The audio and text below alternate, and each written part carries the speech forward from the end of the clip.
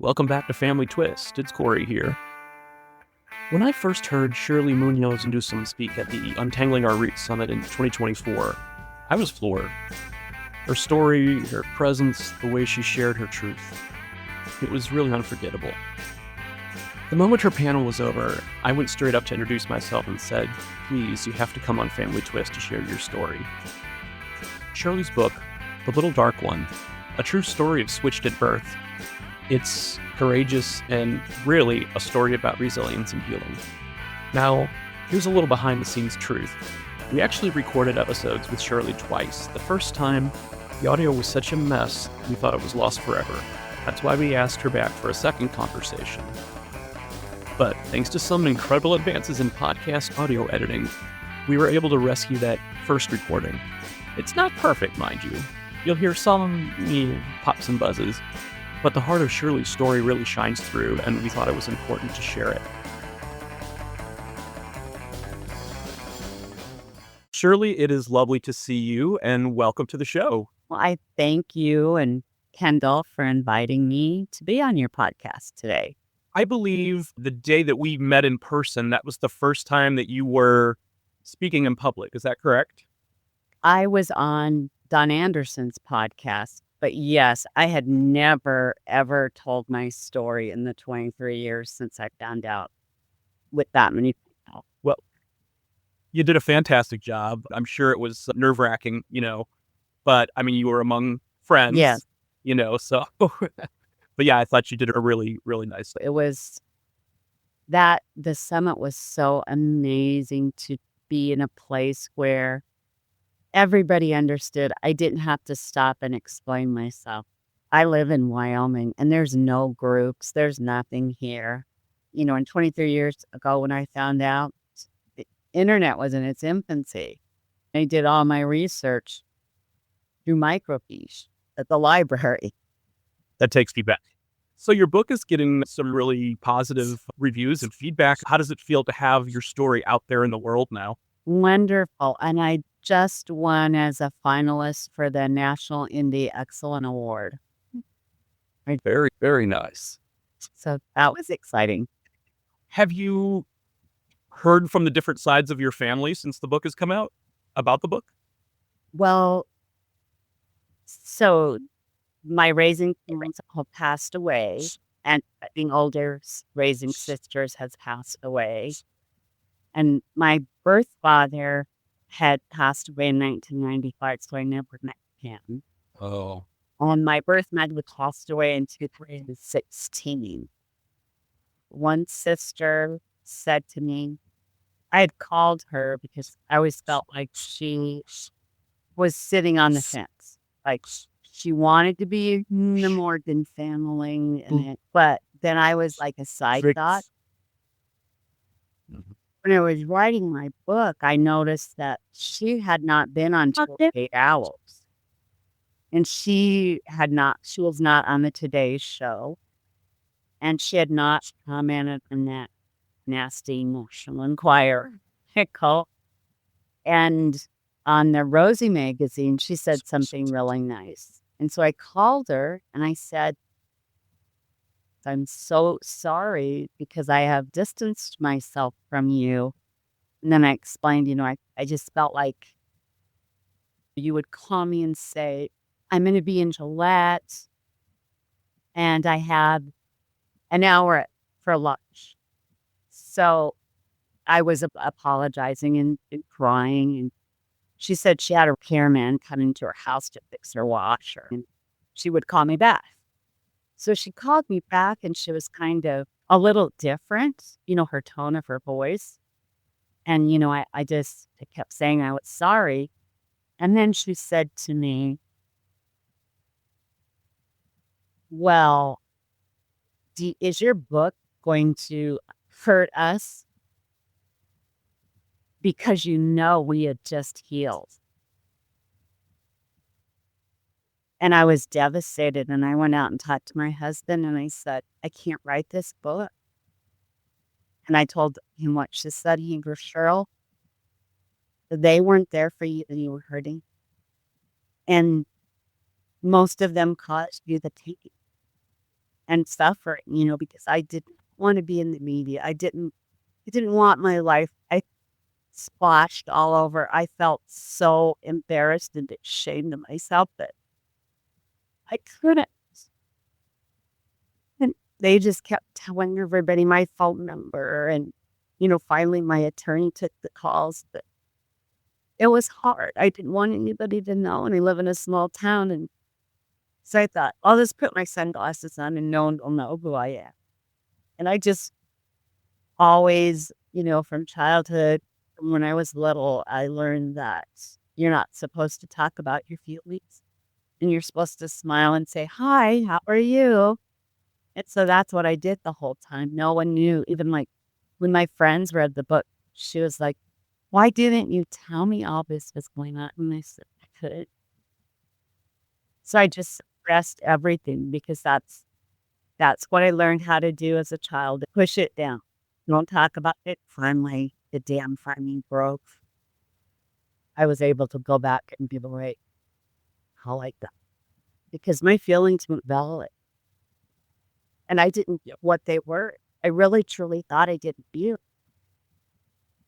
So I feel like we sort of buried the lead a little bit here with the audience, but that's okay. For those of you who aren't familiar with Shirley's story, she was separated at birth, which is like, I think we only really hear about it like in the movies and things like that. Like we've never really, it happened, in real life. So can you talk a little bit about the National Enquirer article and what happened there? I was raising my grandson, who I later adopted, and I was giving him a bath upstairs. And Scott, who was my boyfriend then and is now my husband, the phone rang and I said, can you finish giving Austin his bath and I'll run downstairs and answer the phone? And I answered the phone and they're like, this is the National Enquirer. And I'm like, oh yeah, Billy, right. And I thought it was it was like spam or whatever. Yeah. So I went back upstairs and told Scott, I said, you would not believe it. Someone just called me, said they were the National Enquirer. Whatever. So then Austin got sick and we were in the hospital. And I was in his room with him and we were sound asleep. And Scott came in with this huge stack like this of papers. And I thought, what is that? Because I'm kind of groggy. I wake up and he goes, Troy, I'm so sorry. He said, I tried to buy as many as I could, but they're everywhere. And I'm like, what? And he opened it up. And there's a picture of me, and I was probably a sophomore in high school. Worst picture I've ever taken in my life. And in that photo, I look at it now and I think that really, the rounded shoulders, it was, even though it was a horrible picture, it represented how I felt inside. But to open the National Enquirer and have your picture in there, and then later I found out they sold it for $600. That was devastating. Well, who benefited from that? The sister, my raising sister, and Debbie, the one who was switched. Wow. And I didn't realize that I could have said, you cannot put my picture in a paper without asking me. But when you're so emotional and find out you're switched at birth and your life is flipped upside down and you don't even know who you are. You don't know any of this. Did your raising parents ever know that you were switched? The father that raised me, when I went to talk to him to tell him I got the DNA test back, he just looked at me and he said, I knew. The first time I looked in that cradle and saw a baby with a head of black hair, brown eyes, olive skin, you were not my baby. Wow. But, hopefully, he loved you and treated you right. So. No, because I found out that the family that I was raised in was very emotionally unavailable. I was never hugged. I was never told I love you. The whole family dynamics changed when I was brought home because he thought she had an affair. And I'm the product of this affair. And everything changed. And I have found out after writing my book and during authors' talks that people in town talked about it all the time. And I kind of talk about that in my book. But a lady came up to me. They always wait until the end and come up and they're the last one. And she said, I want you to know something. She said, my husband worked with your father, my raising father, Jim. And he came home from work one day and said, you'll never believe what Jenny said to me. She said, what? He said, I have no idea who Shirley is. People talked about me at dinner tables. With your father, having that feeling and knowing from day one that you weren't his, I'm sure that bled into the rest of the children. I'm sure that's why you were never treated like you were one of them. But what a horrible thing to do to a child, an innocent child. I know, and everybody blamed me. What could you do? And in the end, when Debbie, the one that I was switched with, passed away, my Aunt Mary called me and she said, Debbie is dying. My raising brother was not letting anyone see her. She lived in Arizona. So I said, I'll call Holly, my birth mom. So I called her and I said, don't you want to go see Debbie? And she said, no, I can't. Won't let me see her. And I said, I will go with you and I will make sure you see her. And she said, well, I don't have money for a plane ticket. And I'm like, that's fine. I will take you. I said, she's dying and she needs to see you. She goes, no. So then I called my raising mother, who was her birth mother. And I said, Debbie is dying. Are you going to go see her? And she said, no, I don't. I mean, it was like almost the exact same conversation with both mothers. She said, no, I don't have money for a ticket. I said the same thing. And then in the end, I said, you don't want to see her? And she goes, no, she really wasn't what we thought she'd be. And I'm thinking, we both came from I have two dysfunctional families. And my therapist said, it's amazing that you have both that. You had two dysfunctional families and now look at you. You survived. You're a survivor. I think there are so many people that if they were in your situation, they wouldn't have survived. There's something within you, strength. You persevered and obviously, you're very loving. I could tell just meeting you. You are emotional, of course, and happy to give out hugs. You adopted your grandson. I mean, it's pretty remarkable how far you've come. And that is, for me, it's my faith in God. But, it's like, not only have I survived, but I've been able to thrive, and it was my grandson, Austin, that I adopted. He's the reason I wrote the book. Because he kept saying, Mom, you need to write a book. You need to tell people what happened to you. You need to help people. And I said, oh, I could hurt people. And he said, Mom, what if you helped just one person? Isn't it worth it? Now, what could I say to that? Mm-hmm. And then it was my cousin Leah, who was there at the summit, did the video and everything. And she helps me. So through her, I found out about this program through Georgetown University to write my book. And I mean, it was like everything fell into place. Talked to our local newspaper, and then it was Don Anderson. And then from there, I met a person, John Clark, who had been switched up births. And I was so excited because I thought, I have never spoke to anyone like this. I'm really excited. And we had video calls and talks, and I went to see him in September. It was so amazing to sit in the same room with someone he had a life. I mean, it was so crazy. Our lives were almost paralleled. And like the same DNA plays lab or did the test. And finally on one test, And that's who did my ones. I mean, he had a horrible childhood. His was physical abuse, and mine was emotional. So it was so amazing to be there, and even just to sit in a room with him, he's healing. And he said to me, "You have done more for me than any therapist." My aunts, my raising aunts, a couple of them, you're I don't know how to describe it, like emotionally unstable. Yeah, I would say the National Enquirer thing was not a great choice. She was an alcoholic.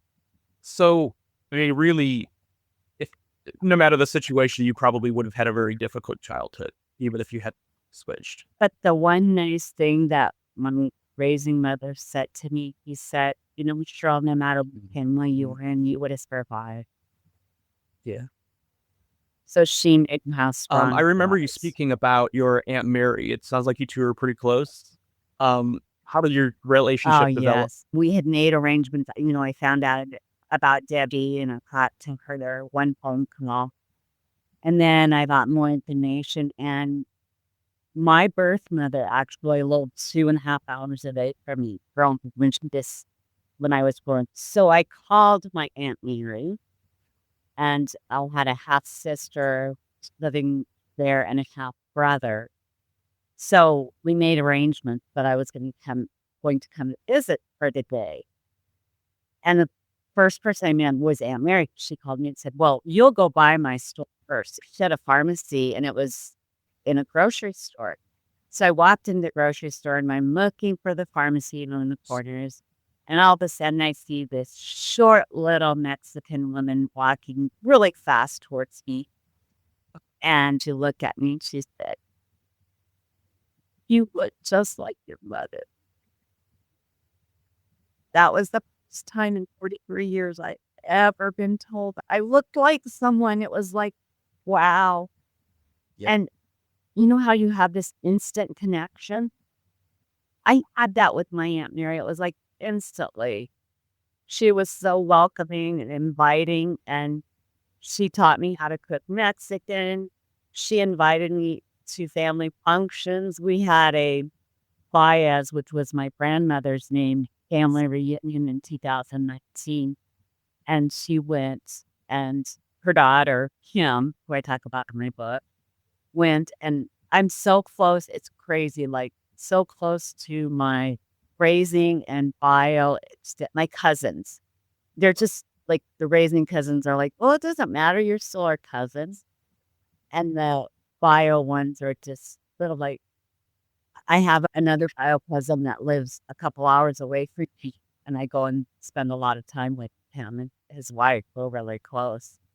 And he's like, "Oh, you just were one of us right away." Amazing. I think cousins don't get enough appreciation in general, but yeah, I mean, we're super close. With one of my cousins, he just visited us 2 weekends ago from Switzerland, and it was just great. I mean, it was just we hadn't seen him in 2 years, and it was it was short, but it was great. The last time I visited St. Louis, which is where I'm from, one of my other cousins organized a cousin game day. Now that we're all adults, so we need to make sure we do this more often.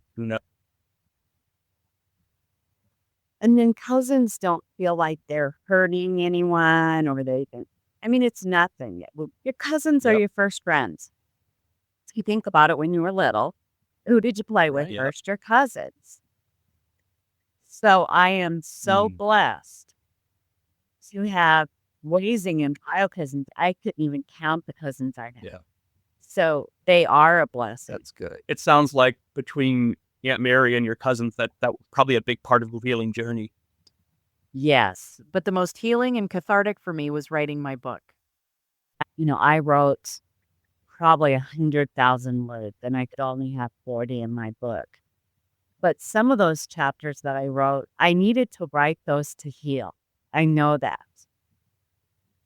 I'm like, wow, I wrote so much. It's not even in there, but Yep. it's healing.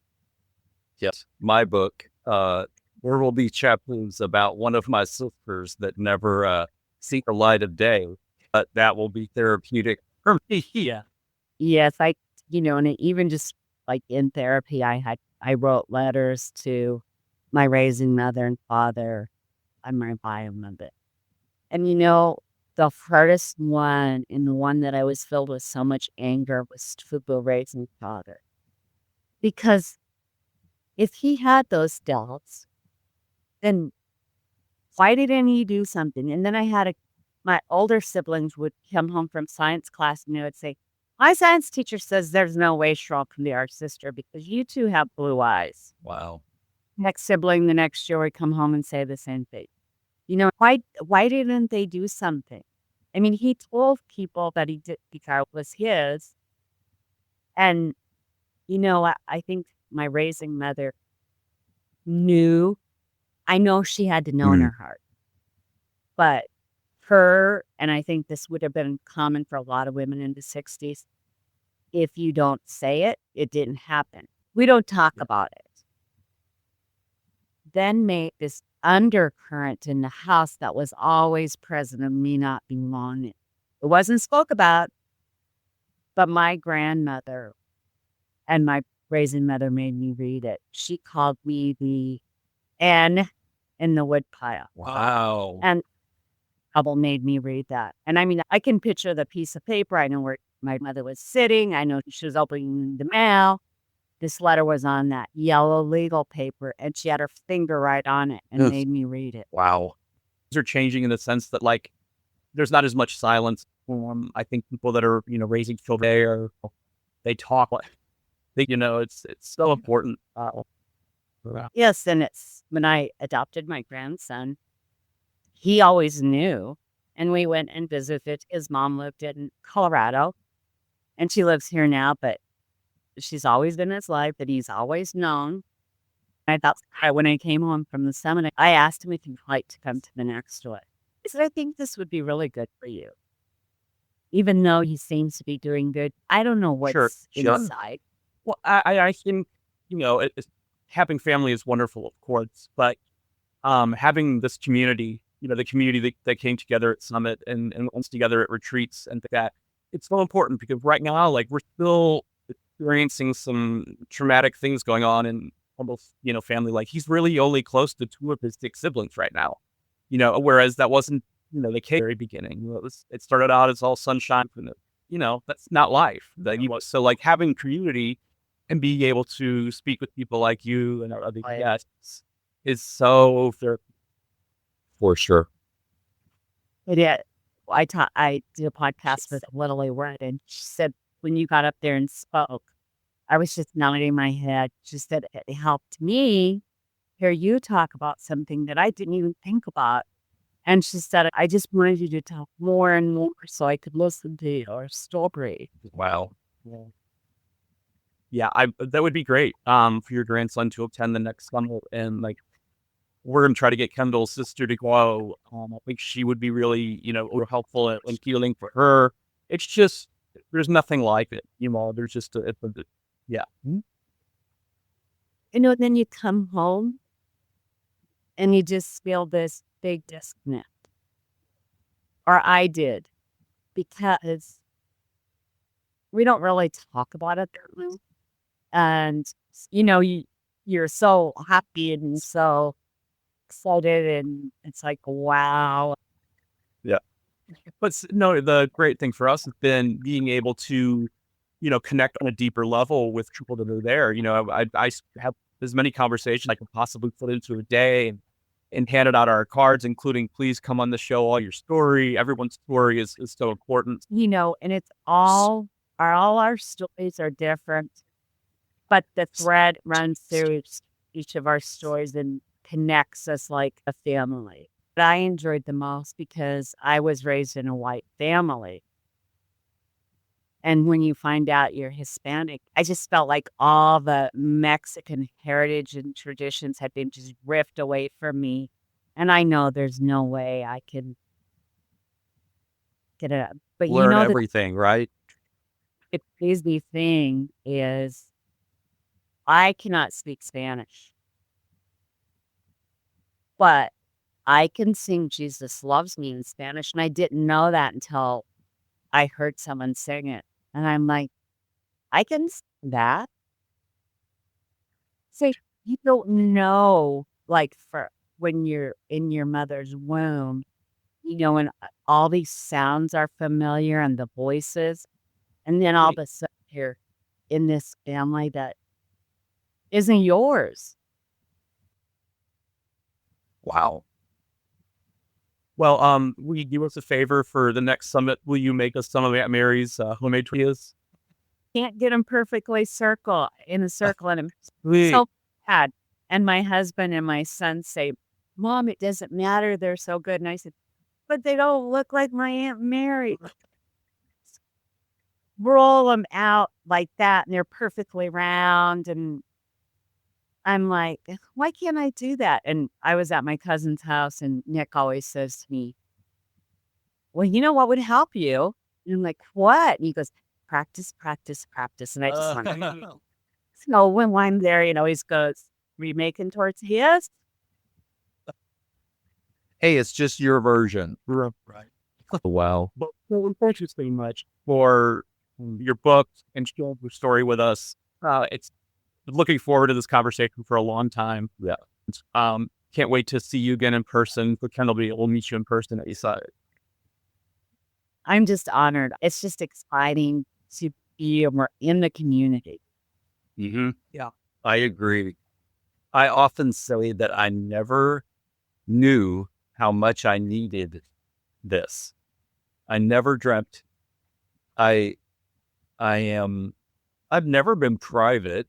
My life is an open book, but I was very delusional about how this discovery would affect me. And this point hasn't been all sunshine and unicorns. And, and I'm an optimistic person in general. And I think I was completely delusional. Like, we found all these people. I'm going to connect with them. Everything's going to be great. They're going to love me. Some of that has happened. But, some of it hasn't. So. Yes, it's like all this well, I guess I didn't really have that bit. I've heard other people and they're like, you have all this excitement and everybody loves you. And then all of a sudden it kind of just wears off. You're like, what? That's why we to grow this community, because the community is not going to do that to you. They're not going to get tired of you after 15. The community's getting bigger. So it's just being able to welcome more people in and have them feel safe and able to share their stories. It's just really very, very fortunate. So that we found this. For sure. I had a lady come up to me after one of my events and she said, isn't this hard for you? And I said, no, actually it's healing for me. Mm-hmm. It's for me to speak to people. And, you look out in the crowd and you can tell who's connecting. Mm-hmm. And they come up and talk to you. That feels good. For sure. Yeah. I always joke about my adoptive parents. Say that when I was 2, I remember vividly that they wish that I had shy bone in my body because I was annoyingly outgoing. And give them a lot of credit for that, right? That they fostered that. They were amazing parents and really fortunate, had them. They helped me feel really competent in whatever I was doing.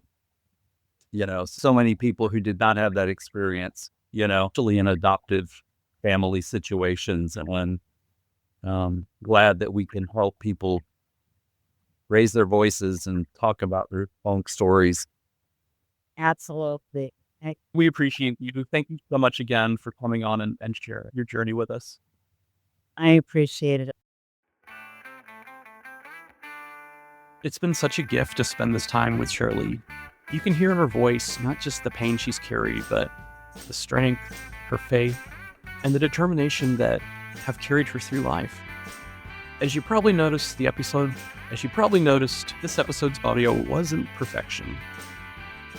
This was actually our first conversation with Shirley, the one we thought was lost forever. But thanks to some audio magic, thanks AI, We were able to sort of bring it back to life, and I'm glad we could because there's something raw and immediate about this conversation that deserves to be heard.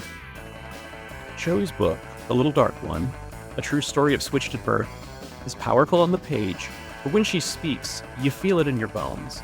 I knew that the very first time I saw her on stage at the Untangling Our Roots Summit in 2024, and I feel it listening back now. Thanks again, Shirley. You are truly one of a kind. The Family Twist podcast is presented by Savoir Faire Marketing Communications and produced by How the Cow Ate the Cabbage, LLC.